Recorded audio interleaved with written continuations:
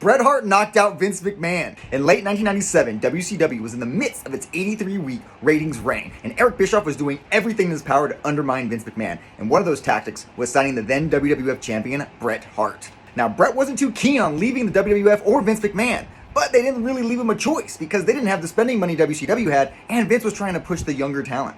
Now, Bret's concerns were how can he stay with the company, and Vince's concerns were how do I get the belt off of him? Hence, the Montreal Screwjob. Now, Shawn Michaels and Bret Hart already had an intense storyline going, and after a backstage disgruntled argument, Bret Hart wasn't going to drop the belt to HBK. And so in the middle of the match, when it got called and Bret lost on his own move, he was outraged. Bret Hart told Vince McMahon, if you're still there after he got dressed, he was going to punch you out.